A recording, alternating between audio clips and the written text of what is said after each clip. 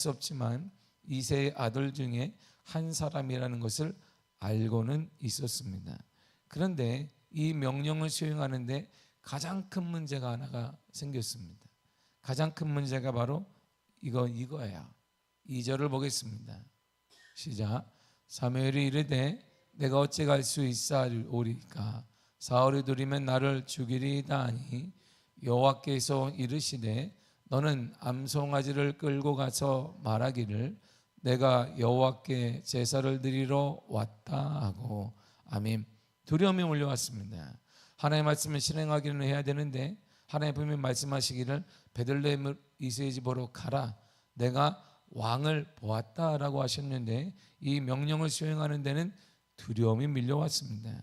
왜냐하면 만약에 이 사실을 사울이 안다면 자신을 죽일 것이라는 두려움이 하나님을 명령하는데, 명령을 수행하는데 큰 방해물이 되었습니다. 이처럼 하나님 말씀대로 살고자 하는 마음이 있으나 그렇게 살지 못하는 것은 두려움 때문입니다. 진리와 복음을 말하지 못하는 것은 말할 때 소외를 당하거나 무시를 당할 것이라는 두려움 때문입니다. 아낌없이 드리고픈 마음이 있습니다. 주를 위해 생명도 바친다고 우리는 말하고 있습니다. 생명도 드리고 물질도 드리기를 원하는데 드린 후에 채워지지 않아 가난이 따라다닐 것 같은 두려움이 있기도 합니다. 이런저런 두려움이 하나님의 말씀을 실천하는데 가장 큰 방해물이자 장애물이 되는 것입니다. 하나님의 말씀에 두려움이 생기지 않는다면 우리는 다 할 수 있습니다. 헌신도 하고 뭐도 하고 그것도 하고 저것도 하고 다 할 수 있는데 하지 못하게 되는 것은 두려움이에요. 사무엘이 하나님의 말씀을 수행하기를 원하는데 사울에 대한 두려움이 생겼습니다. 우리도 마찬가지예요. 이 두려움만 없고 확신만 있다면 뭘 못하겠어요? 헌신도 뭐 드림도 집도 다 드릴 수 있어요. 우리는 그냥 집에 숨겨놓은 뭐 금덩어리도 이렇게 드릴 수 있습니다. 뭘 못 드리겠어요? 할렐루야? 할렐루야 안 하네. 드리니까 안 하는데 다 드릴 수 있어 우리는 그냥. 그런데 드린 후에 가난이 계속되면 어떡하지? 드린 후에 사람들이 광신도 아니야, 말하면 어떡하지? 이런 두려움이 있게 됩니다. 그런데 이 놀랍게 사무엘은 위대한 사람 아니겠어요? 사무엘 어떤 사람이냐? 베들레헴에 딱 가니까 저희 장로들이 와서 두려움에 떨어요. 어찌 오셨습니까? 평안입니까? 평화입니까? 이렇게. 이 말이 뭐냐? 평화가 아니면 사무엘이 명령하게 되면 다 죽음을 당할 수 있다 이런 말이에요. 그러니까 보통 사람이 아니라는 거 알 수 있어요. 대단한 사람, 그리고 삼직을 가진 사람, 하나님의 축복 가운데 쓰임받는 사람인데 그는 이 두려움을 숨기지 않았어요. 숨기지 않고 솔직하게 고백했습니다. 창피하다고 생각하는 것보다 그는 사는 것이 중요하다고 생각했습니다. 신앙이 얕다고 스스로 생각하는 것보다 이 두려움을 통해 하나님을 기대하는 것이 낫다라고 생각했습니다. 내가 이 정도밖에 신앙받게 되지 않았는가라고 자괴감에 빠지는 것보다 방법을 찾는 것이 중요하다라고 생각했습니다. 그래서 그는 하나님, 제가요 사무엘은 맞는데요, 어릴 때부터 하나님 만난 사람은 맞는데요, 사울이 두렵습니다. 이렇게. 그 사울은 제가 기름 부으신 왕이기는 하지만 사울이 두렵습니다. 사울이 나를 죽일 것이 두렵습니다. 이렇게 솔직하게 얘기했습니다. 그러므로 솔직하게 두렵다고 하나님께 말하시기를 바랍니다. 꼭 잊지 말고 그냥 하나님, 저는 이게 두렵습니다.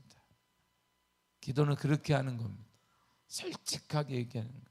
사람에게는 말할 수 없는, 그렇다고 사무엘이 장로들을 만나거나 누구를 만나서 내가 사울이 두려워서 도망쳐 왔습니다, 사울 뭘 왔으면 말하지는 않지만 하나님께는 말했어요. 하나님, 사울이 들으면 나를 죽일 것입니다. 두렵습니다.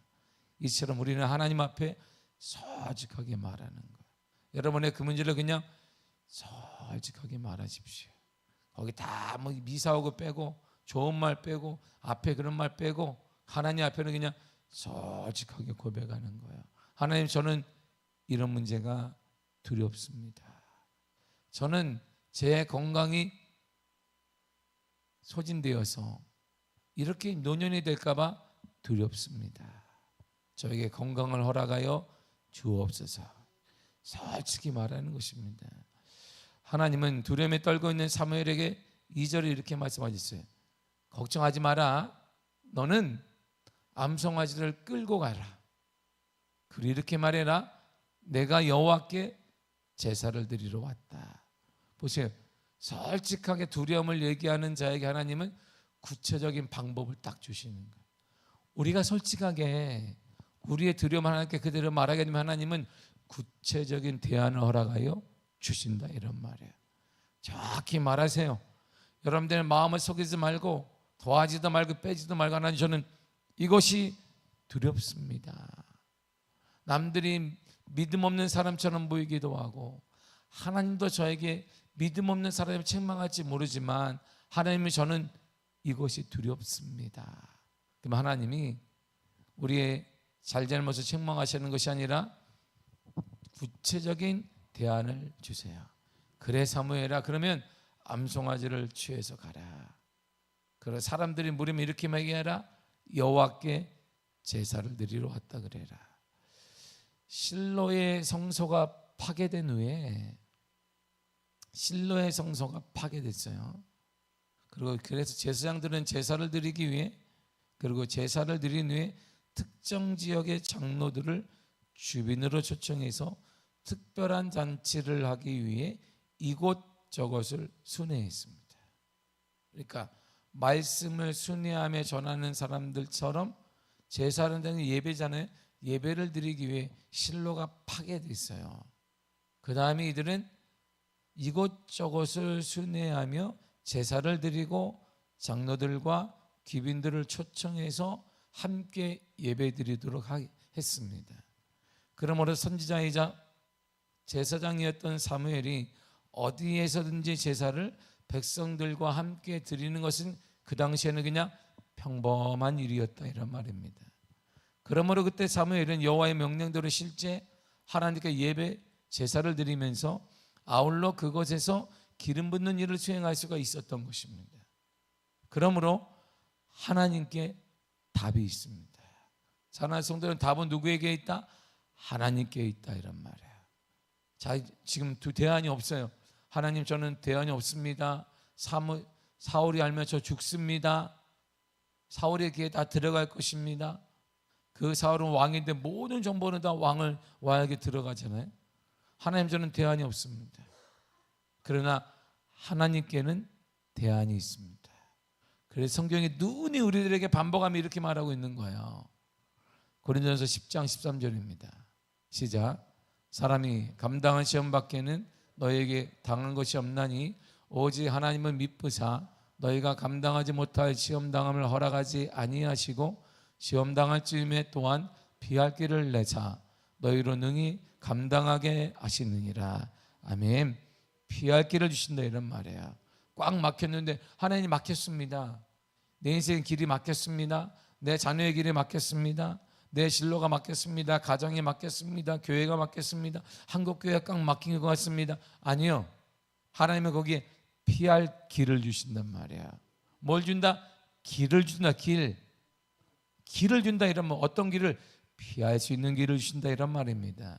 하나님께 뭐가 있더라? 그러므로 대안이 있다.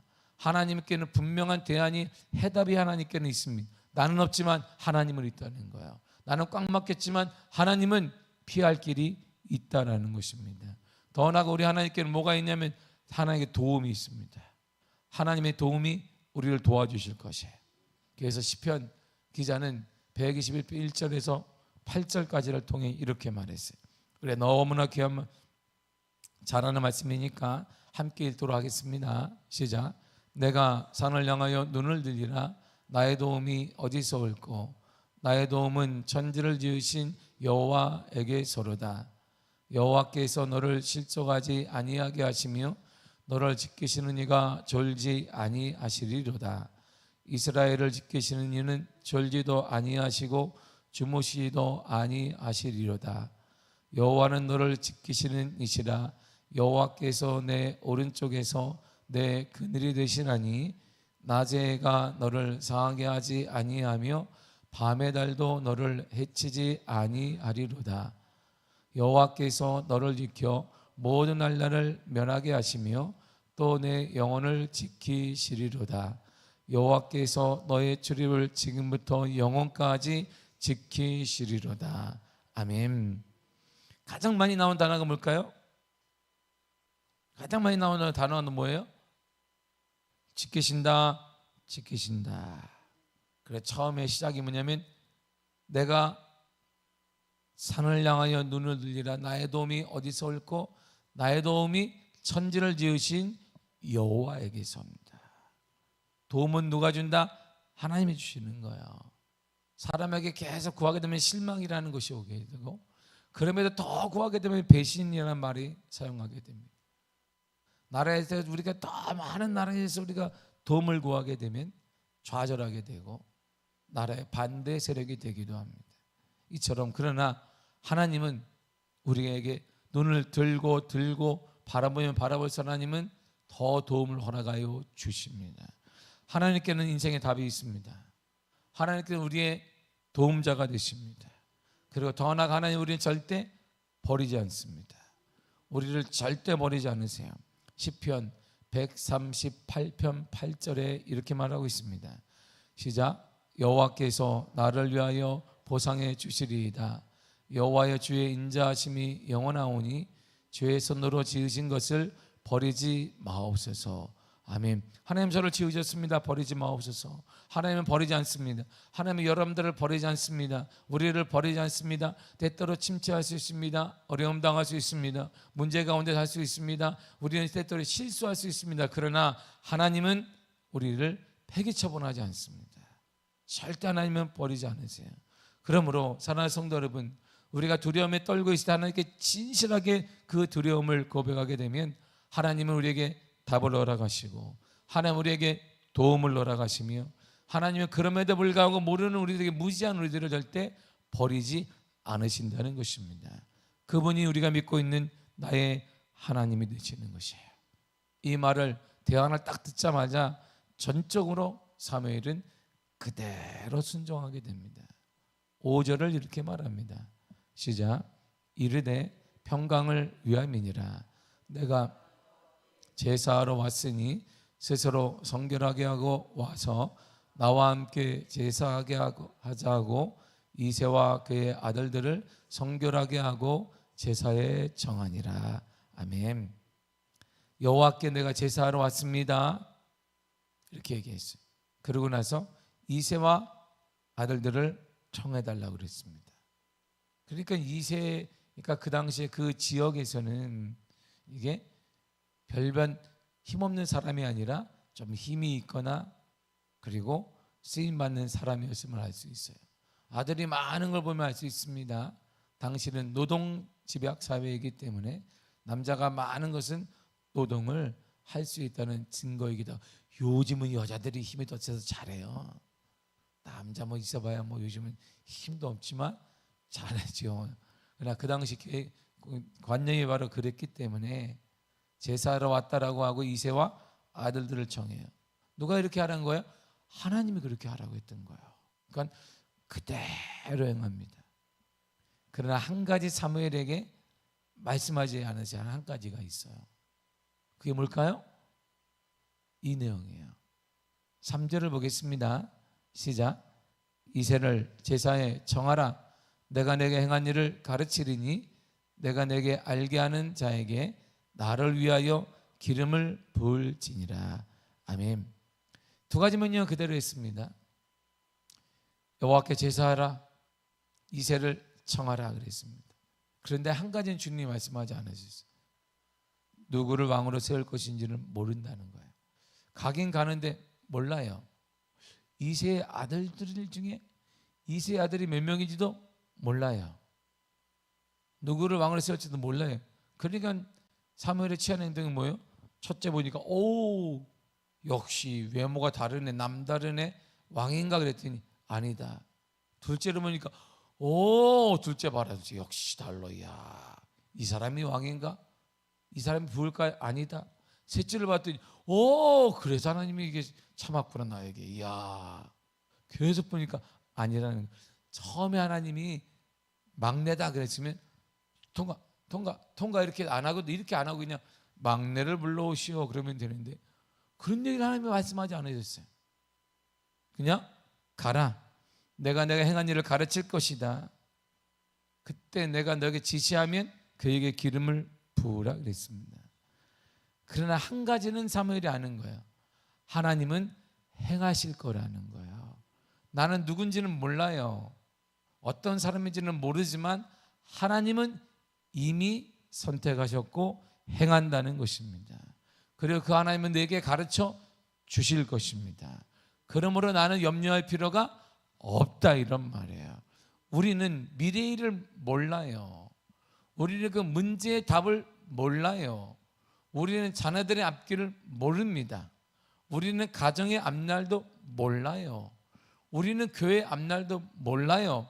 그러나 하나님은 우리 교회와 가정과 자녀와 우리 앞날을 하나님이 행할 것입니다. 그리고 때때로 하나님이 가르쳐 주실 것입니다.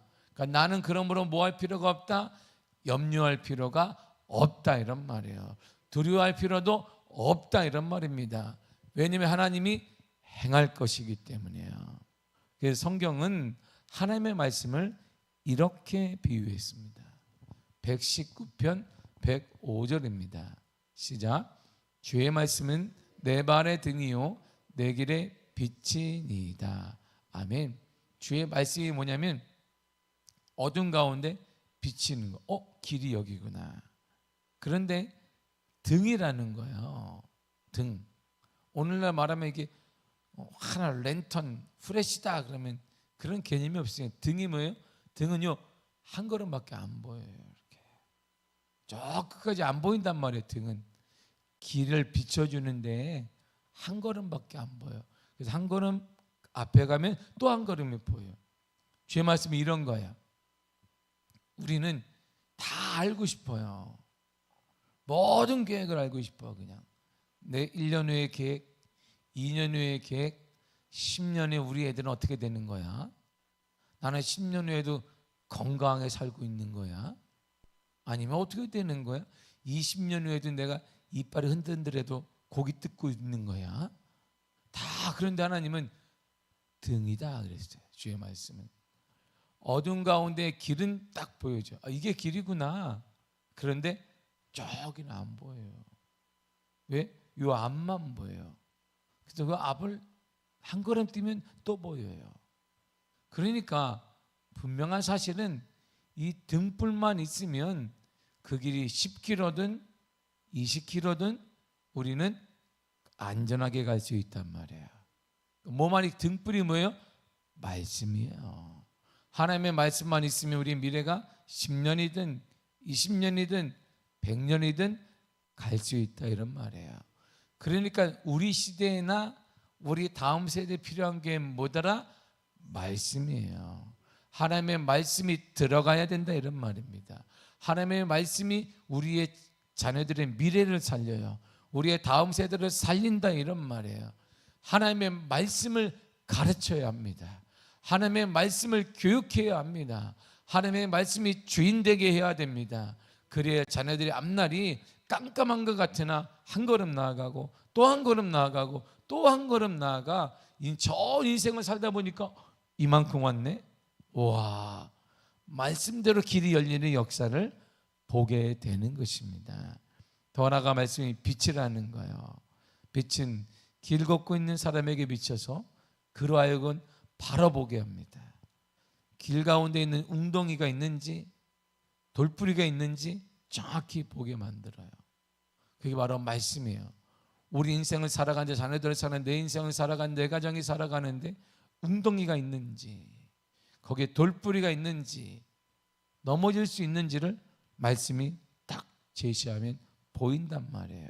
그리고 이겨낼 수 있고 피할 수 있고 거기서 다시 일어날 수 있는 것입니다. 이처럼 말씀은 죄로 인해 어둠 속을 헤매는 인생들을 구원으로 인도하는 생명의 빛이 됩니다. 사무엘이 위대한 선지자가 되었고 위대한 제사장과 사울 이전에 또 다른 왕으로 쓰임 받을 수 있었던 것은 말씀에 대한 전적인 순종 때문입니다. 그대로 행하세요. 나는 알지 못하는 하나님은 미리 계획하셨고 하나님은 행할 것이며 하나님이 그리고 누가 왕인지 가르쳐 주실 것이기 때문에 나는 염려할 필요가 없다라는 것입니다. 사랑하는 성도 여러분, 말씀을 우리 가정에, 우리 자녀들에게 삶의 주인으로, 모든 인생의 가이드라인으로 정해야 되는 것입니다. 여러분 가정에 하나님의 말씀이 가득하기를 바랍니다. 여러분의 가정에 하나님의 말씀이 주인 되시기를 바랍니다. 우리 자녀들의 미래에 확실한 보장은 말씀이십니다. 말씀을 통해, 말씀에 의해 말씀을 따라가는 믿음의 사람들이 모인 가정, 믿음의 사람들이 모인 자녀들, 그리함을 통하여서 하나님 한 걸음씩 열려지게 되고 모든 어려움 가운데 하나님의 뜻과 길이 보여지게 되는 은혜가 나타나는 복된 삶이 여러분들의 삶으로 가득하게 되기를 간절히 축복합니다. 기도하겠습니다. 하나님 감사드립니다. 우리에게 은혜 허락하심을